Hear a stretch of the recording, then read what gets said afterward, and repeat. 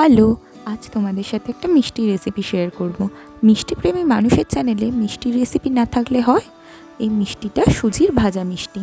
মিষ্টিটা বানানোর জন্য প্রথমেই কড়াইয়ে 2 চামচ পরিমাণে ঘি দিয়ে সেটা গরম হলে তার মধ্যে 1.5 কাপ পরিমাণে সুজি দিয়ে 2 মিনিট ভাজা ভাজা করে তার মধ্যে 3 চামচ পরিমাণে ময়দা দিয়ে দিতে হবে।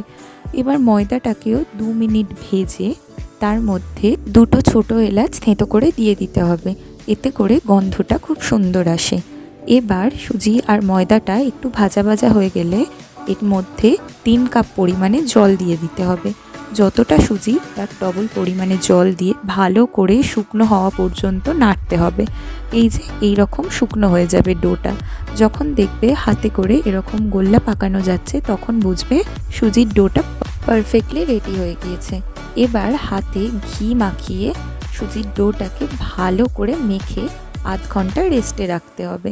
এবার চিনি শিরার জন্য কড়াইতে 1 কাপ পরিমাণে চিনি, 1 কাপ পরিমাণে জল আর একটা এলাচ দিয়ে ভালো করে নাড়াচাড়া করে শিরাটা তৈরি করে নিতে হবে। শিরাটা বেশি ঘনও হবে না, বেশি পাতলাও হবে না।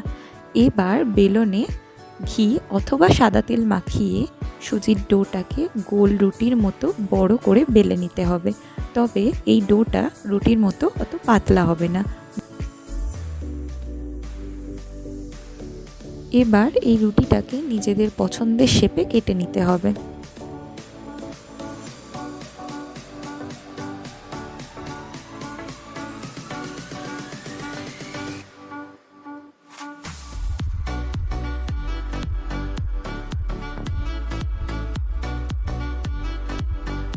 এই যে আমি এরকম শেপ করে কেটে নিয়েছি।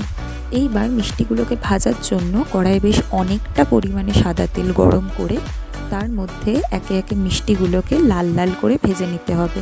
তবে মিষ্টিগুলো ভাজার সময় মাথায় রাখতে হবে গ্যাসের ফ্লেমটা যেন হাই থাকে, না হলে মিষ্টিগুলো খুব কড়া হয়ে যাবে আর এর মধ্যে রস ঢুকবে না। এবার মিষ্টিগুলো ভাজা হয়ে গেলে আগে থেকে তৈরি করা চিনির শিরার মধ্যে 6 থেকে 7 ঘন্টা ভিজিয়ে রাখলেই ব্যাস রেডি আমাদের সুজির ভাজা মিষ্টি। তবে কেউ চাইলে আরও কম সময় বা বেশি সময়ও রাখতে পারে। তো কেমন লাগলো রেসিপিটা আমাকে কমেন্ট করে জানিও। ভিডিওটা যদি ভালো লেগে থাকে please do like, comment, share and do subscribe. Thank you for watching.